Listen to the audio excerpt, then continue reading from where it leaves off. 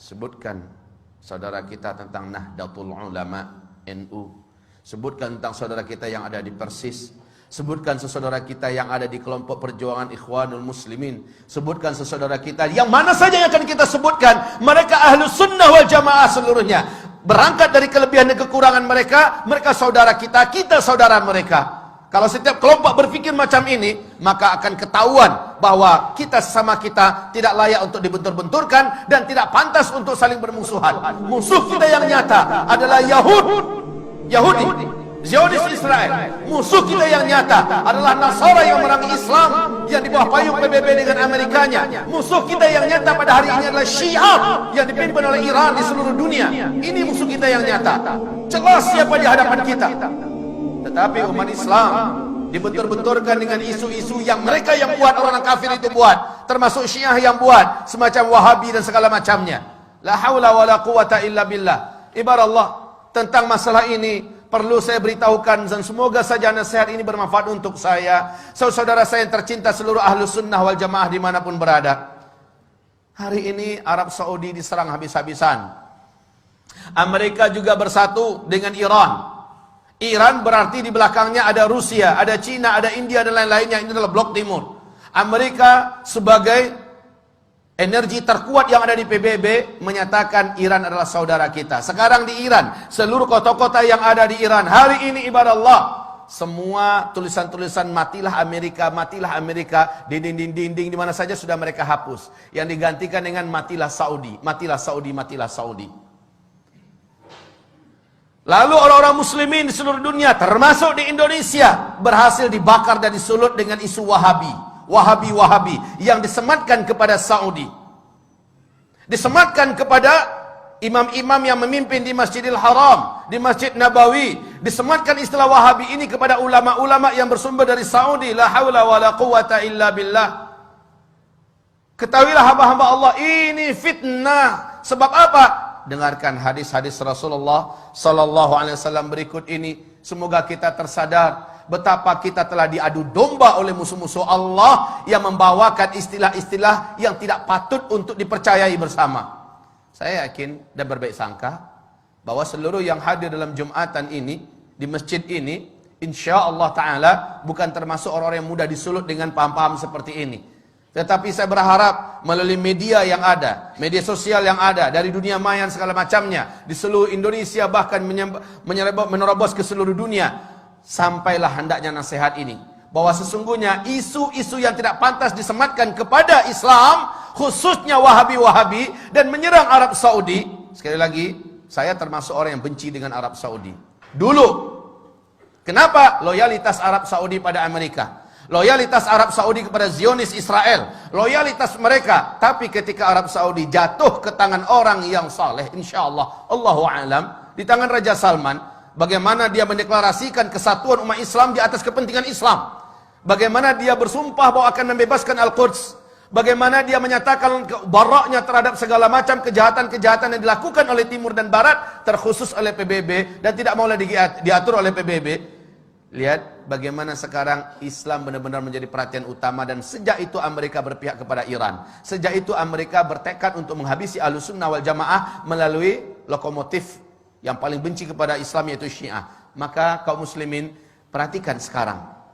Rasulullah bersabda sallallahu alaihi wasallam, "Innad din la ya'rizu ilal hijazi kama ta'rizul hayyah ila juhriha."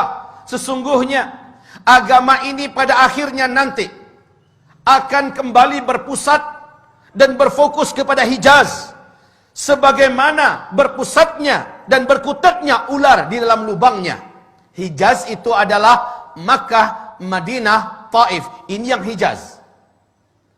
Di zaman-zaman fitnah, Islam akan kembali berkutat atau berkonsentrasi di Hijaz. Dan ini sekarang difitnah sebagai Wahabi-Wahabi. Rasulullah sallallahu alaihi wasallam ceritakan oleh Abu Hurairah, semoga Allah ridha kepadanya. Rasulullah bersabda, "Innal Islam bada'a ghariban wa sayaudu ghariban kama bada'a." Islam mula-mula datang, dia adalah aneh, dikucilkan dan tidak diterima.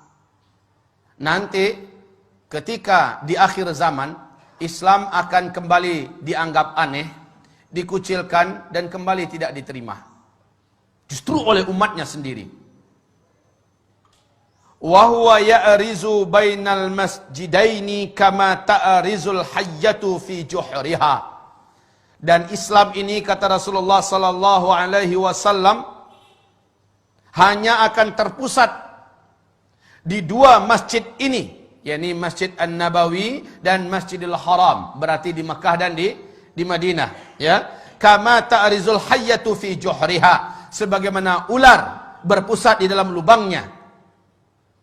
Hari ini sekali lagi isu tentang Abdul Wahab bin Abdul Rahman Al-Afriqi di abad kedua dari kelompok komunitas Khawarij yang menganggap kelompoknya saja yang paling benar, di luarnya sesat seluruhnya, yang mengkafir-kafirkan orang, membidah-bidahkan orang pada abad kedua Hijriah, bukan Syekh Muhammad bin Abdul Wahab At-Tamimi yang ada di Hijaz, bukan. Ini jelas mujaddid.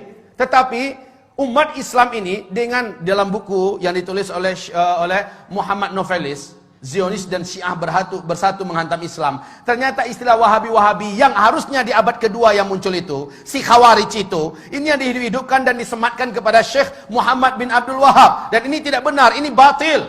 Syekh Muhammad bin Abdul Wahab adalah seorang mujaddid, ulama Ahlus Sunnah wal Jamaah.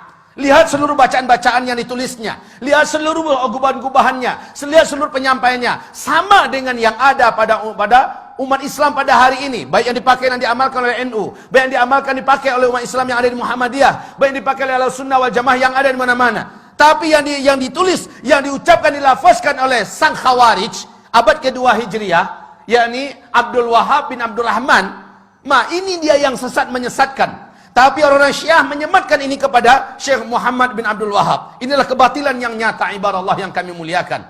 Lalu umat Islam sekarang mau saja percaya dan dibentur-benturkan.